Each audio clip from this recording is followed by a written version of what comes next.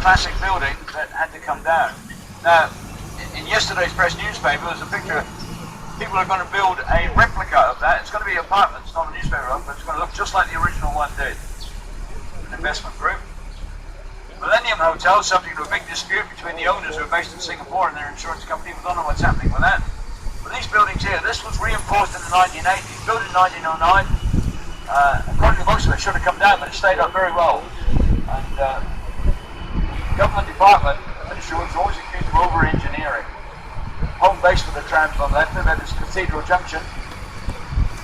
This used to be the state insurance office here, but that is badly damaged, and we're not sure what's happening with that. This one on the right, the old Trinity Church, the oldest stone church still standing in Christchurch. It is going to be fully restored. It was used as a restaurant for many years before the earthquakes.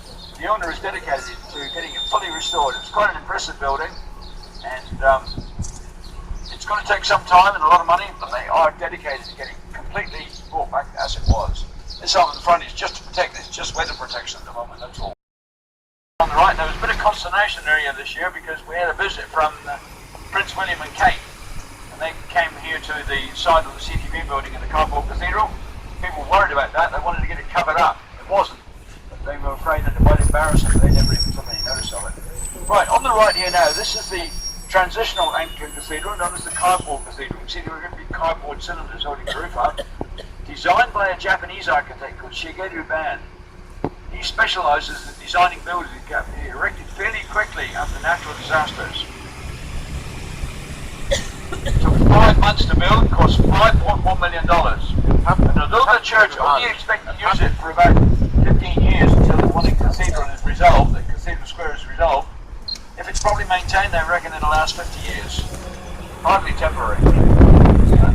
Right, the first earthquake we had was at 4:35 on a Saturday morning, the 4th of September 2010. It measured 7.1 on the Richter scale. It was centered 40 kilometers to the west of the city and about 40 kilometers.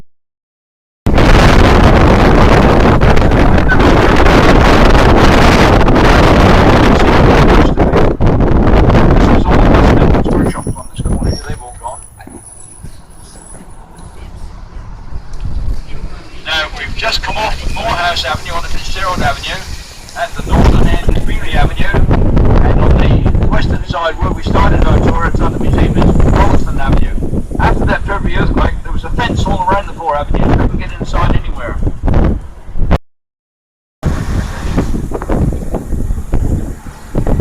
Just coming into view now up here on the left, that is the Christchurch Polytech building. That was built in the late 1970s. It stayed up very well, quite a robust building. Of course, playing a big part now in training all the tradespeople here. So electricians and welders and surveyors and crane layers ready for rebuild. And interestingly, a lot of those trades in there now, which are Christian male occupations, being taken by young women. There's lots of trainees, electricians, plumbers, welders.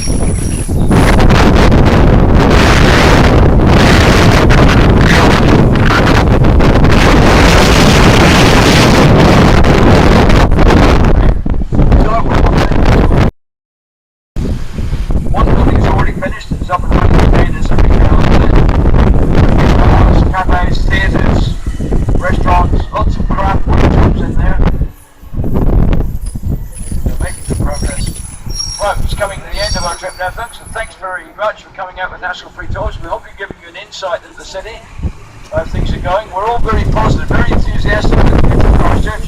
So we'd like to invite you to come back perhaps in 7 or 10 years' time, have a look and see how it's changing. You'll see some remarkable changes, improvements. So we're all very positive about the future of Christchurch. So, thank you very much. Take care coming down the stairs. It is quite steep.